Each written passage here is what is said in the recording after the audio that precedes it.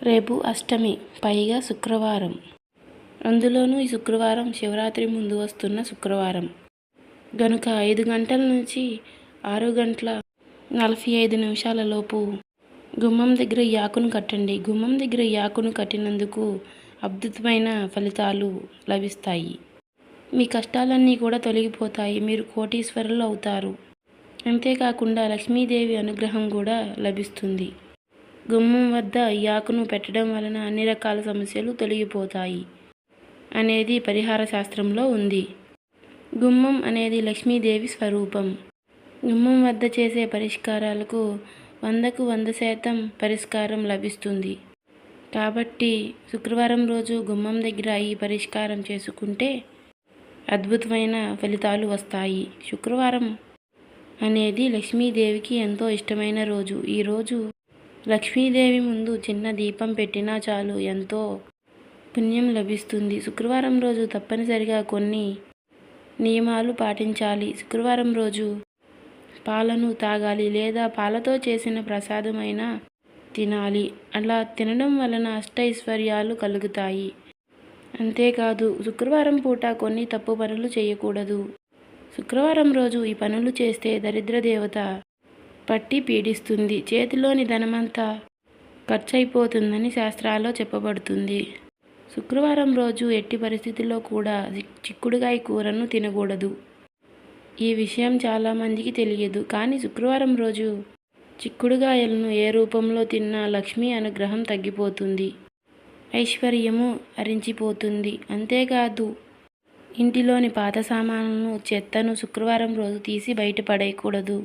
ఇంటిలో బూజులు దులపకూడదు. శుక్రవారం రోజు ఇంట్లో ధనాన్ని బయటకు పంపకూడదు. అంటే ధనాన్ని అప్పుగా ఇవ్వకూడదు. ఇచ్చిన ఆ ధనము తిరిగి రాదు. అలాగే శుక్రవారం పూట గోర్లు, జుట్టు కూడా కత్తిరించకూడదు. శుక్రవారం రోజు చక్కగా ఉదయాన్నే లేచి స్నానం చేసి గుమ్మానికి పసుపు, కుంకుమ బొట్లు పెట్టి అమ్మవారి ముందు దీపం పెడితే చాలా మంచి జరుగుతుంది. అలా వెలిగించిన దీపంలో 2 లవంగములు వేయాలి. అప్పుడు మనకి లక్ష్మీదేవి కటాక్షం కలుగుతుంది. లవంగాలు ధనాన్ని సూచిస్తాయి కనుక లవంగాలు వేసి దీపం పెడితే అష్టైశ్వర్యాలు కలుగుతాయి. అలాగే అభివృద్ధి కూడా కలిగి వస్తుంది. ఎవరైతే కష్టాల్లో ఉండి బయటపడి ధనవంతులుగా మారాలని ఆశపడుతున్నారో వారు ఈ శుక్రవారం రోజు గుమ్మం దగ్గర ఈ ఆకును పెడితే చాలు, కోటీశ్వరులుగా మారుతారు. శాస్త్రాలు చెప్పబడుతున్నాయి. మరి ఈ శుక్రవారం రోజు గుమ్మం దగ్గర ఏ ఆకును పెట్టాలి అనే విషయాన్ని ఇప్పుడు మనం ఈ వీడియోలో వివరంగా తెలుసుకుందాం. అంతకన్నా ముందు శివరాత్రి కథను విందాము. అలాగే వీడియోలోకి వెళ్ళబోయే ముందు ఓం శ్రీ మాత్రే నమః అని కామెంట్ చేయండి. వీడియో నచ్చినట్లయితే లైక్ చేయండి. హిమానగరి అనే గ్రామంలో ధర్మనందనుడు అనే ఒక రైతు ఉండేవాడు. అతనికి చిన్న పొలం ఉంటే దానిలో పండిన ధాన్యంతో అతని కుటుంబాన్ని పోషించేవాడు. అతనికి ఓ మంచి భార్య, 2 పిల్లలు ఉన్నారు. ధర్మనందనుడు ఎంతో సాదాసీదా జీవనం గడిపేవాడు. భగవంతుని పట్ల పెద్దగా భక్తి ఉండేది కాదు. అతను నిత్యము కష్టపడి పని చేసుకునేవాడు. దేవుడి పేరు ఒక్కసారి కూడా తలుచుకునేవాడు కాదు. అతనికి దేవుడు ఉన్నాడా అనే అనుమానం కూడా ఉండేది. ఒకరోజు గ్రామంలోని పండితులు మహాశివరాత్రి అనే పర్వదినం దగ్గర పడింది, శివుడి పూజ చేయాలని ప్రజలకు తెలియజేశారు. ఆ రోజున ఉపవాసం ఉంటే శివుని కృపా కటాక్షం కలుగుతుందని తెలియజేశారు. ధర్మనందుడు మాత్రం ఆ మాటలను లైట్ తీసుకున్నాడు. ఉపవాసం వల్ల పొట్ట నిండదు, పూజల వల్ల ఏ లాభమూ రాదు అని ధర్మనందనుడు అనుకున్నాడు. అదే రోజు సాయంత్రం ధర్మనందనుడు పొలం వెళ్ళాడు. పని చేసుకుంటూ సమయం గమనించలేకపోయాడు. చీకటి పడిపోయింది. ఊరికి తిరిగి వెళ్దామనుకునేసరికి మార్గమంతా ఘనమైన అరణ్యము, చీకటిగా ఉంది.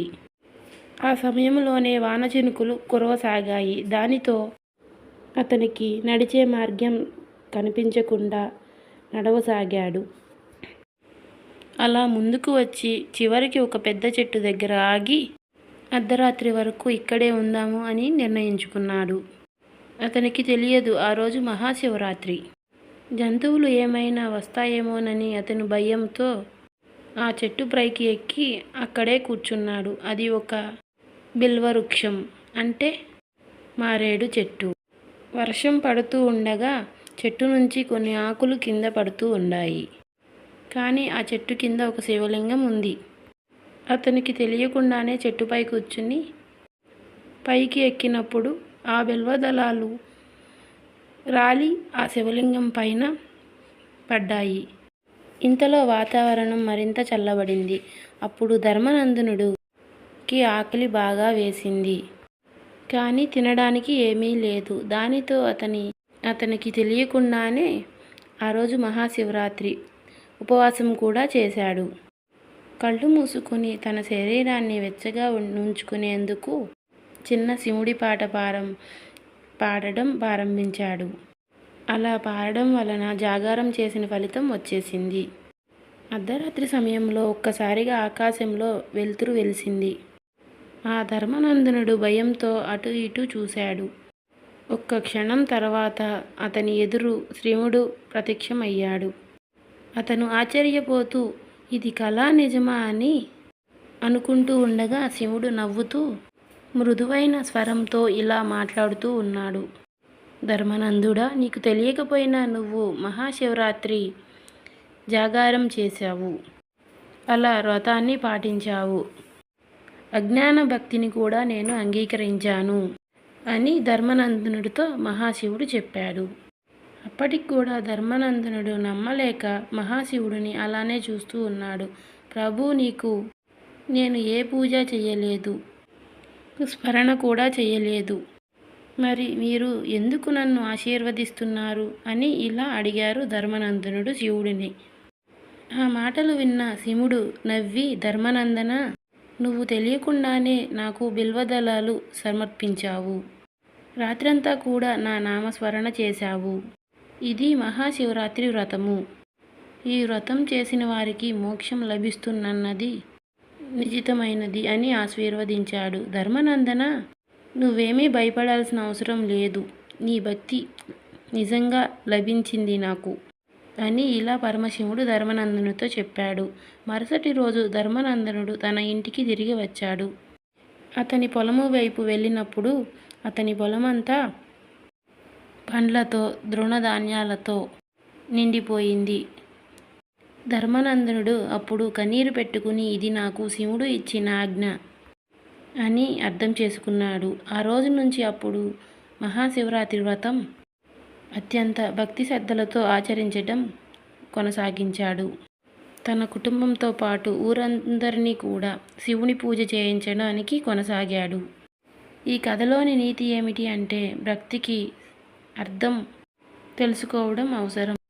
కానీ నిజమైన భక్తికి మనసు శుద్ధిగా ఉండాలి.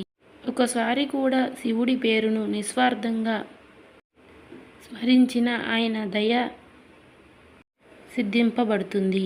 ఇక వీడియోలోకి వస్తే మీకు ఉన్న కష్టాలు పోవాలన్నా, మీ ఇల్లు మీకు స్పర్ధించాలన్నా, మీ ఇంట్లో ఉన్న చెడంతా పోవాలన్నా చక్కగా శుక్రవారం రోజు సాయంత్రం 5 గంటల నుంచి 6:45 లోపు గుమ్మం దగ్గర ఒక ఆకును పెట్టమని శాస్త్రం చెప్పబడుతుంది. మరి ఆకు ఏమిటంటే జిల్లేడు ఆకు. జిల్లేడు ఆకు, ఈ ఆకుకి ఎన్నో విపరీత శక్తులు ఉంటాయి. మన కష్టాలన్నీ తొలగించి మన కష్టాల నుంచి బయటపడేయడానికి చాలా ఉపయోగపడుతుంది ఈ జిల్లేడు ఆకు. అలా శక్తి ఈ జిల్లేడు ఆకుకి ఉంది. జిల్లేడు ఆకులో మరి లక్ష్మీదేవి మరియు గణపతి కొలువై ఉంటారు. ఈ జిల్లేడు ఆకుతో ఎటువంటి పరిహారాలు చేసినా 100కు 100% పరిహారం లభిస్తుంది. కనుక ఈ శుక్రవారం రోజు చక్కగా సాయంత్రం స్నానం చేసి ఇప్పుడు మనం చెప్పుకున్న సమయంలో ఒక చక్కగా జిల్లేడు ఆకును తెచ్చుకొని ఆ ఆకుని ఒక ప్లేట్లో పెట్టండి. ముందుగా ఆ ఆకును పసుపు నీటితో కడిగి ప్లేట్లో పెట్టండి. తరువాత ఆ ఆకు మీద పిడికిడంత కళ్ళు ఉప్పు కూడా వేయండి.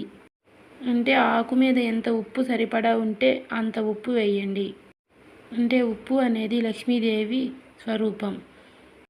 ఉప్పు పాల సముద్రం నుంచి పుట్టింది.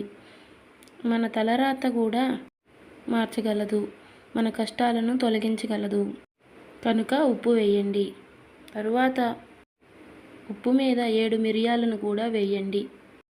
మిరియాలు నల్లగా ఉంటాయి. మన సమస్యలను తొలగించి మన సుడులను తిప్పే అవకాశం ఎక్కువగా ఉంటుంది.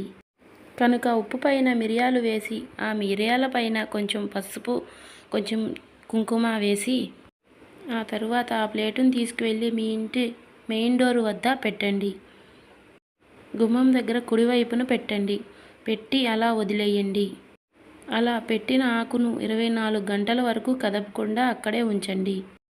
మళ్ళీ మరునాడు సాయంత్రం ఆ ప్లేట్లోని ఆకును తీసేసి మీ చుట్టుపక్కల ప్రాంతం, ఇంటి ప్రాంతంలో పక్కన ఈ ఆకు, పసుపు, కుంకుమ, ఉప్పు అన్నీ పాతి పెట్టేయండి. అంతే. ప్లేటును శుభ్రంగా కడుక్కొని మళ్ళీ ఇంట్లో వాడుకోవచ్చు. ఇలా ఈ శుక్రవారం రోజు ఈ చిన్న పరిహారం చేస్తే మీకు ఎంత పెద్ద సమస్యలు ఉన్నా తొలగిపోతాయి. ధన సమస్యలు పోయి ధనలాభాలు కలుగుతాయి. అప్పుడు మీ ఇంటికి ధనద్వారం తెరుచుకుని విపరీత లాభం కలుగుతుంది. లక్ష్మీదేవి ధనం కలిగి అప్పుడు మీ వైపు ధనం అట్రాక్ట్ అవుతుంది. కనుక మీరు కూడా ఈ శుక్రవారం రోజు ఈ జిల్లేడు ఆకుతో ఈ చిన్న పరిహారం చేసి చూడండి. కష్టాలన్నీ కూడా తొలగించుకుని ఆ లక్ష్మీదేవి కటాక్షంతో ధనలాభం పొందండి. ఇంటి గుమ్మం ముందు పొరపాటును కూడా కొన్ని వస్తువులని పెట్టకూడదు. పెట్టారంటే మీ భర్త ప్రాణాలకే హాని కలిగించిన వారు అవుతారు. మృత్యు దోషాలు కలుగుతాయి. ఒక ఇంటి యజమాని ఏ పని చేసినా కలిసి రాదు. ధన సంపాదన తగ్గిపోతుంది. ఇంటిలో సమస్యలు పెరిగిపోతాయి. ఇంటిలోని పిల్లలకు అనారోగ్యం కలుగుతుంది. అప్పుడు మీ ఇంట్లో డబ్బంతా ఖర్చయిపోతుందని శాస్త్ర పండితులు చెప్పుతున్నారు. మరి ఇంటి గుమ్మం ముందు పెట్టకూడని ఆ వస్తువులు ఏంటో మనం ఇప్పుడు ఈ వీడియోలో చూద్దాం. గుమ్మం లక్ష్మీదేవితో సమానమని అంటూ ఉంటారు మన పెద్దలు. మన గుమ్మంని పసుపు, కుంకుమ, పిండి ఇలాంటి వాటితో అలంకరించుకున్నప్పుడే ఇంటిలో వారు ఆనందంగా, సంతోషంగా మెలుగుతారని చెప్పబడుతున్నాయి శాస్త్రం. గుమ్మంని తొక్కకూడదు, గుమ్మం మీద కూర్చోకూడదు అని పెద్దలు చెప్తూ ఉంటారు. ప్రతిరోజు కూడా గుమ్మంను భద్వతిగా అలంకరించుకున్న ఇల్లు లక్ష్మీదేవి అనుగ్రహం పొంది సుఖ సంపాదనలతో సంతోషంగా వర్ధిల్లుతుందని చెప్పుకోవచ్చు. చాడెడు పసుపు గుమ్మానికి రాసే పద్ధతులు మనకి పల్లెటూరుల్లో ఎక్కువగా కనిపిస్తూ ఉంటాయి. అపార్ట్మెంట్లలో ప్రధాన గుమ్మానికి తప్ప ఎక్కడా మనకి కనిపించడం లేదు. ఇలా గనక మీరు ఈ శుక్రవారం రోజు పాటించినట్లయితే మీకు లక్ష్మీదేవి కటాక్షం కలుగుతుంది. కాబట్టి ఈ వీడియోని ఎక్కడా స్కిప్ చేయకుండా చూసి లైక్ చేయండి. ఓం శ్రీ మాత్రే నమః అని కామెంట్ చేయడం మర్చిపోకండి.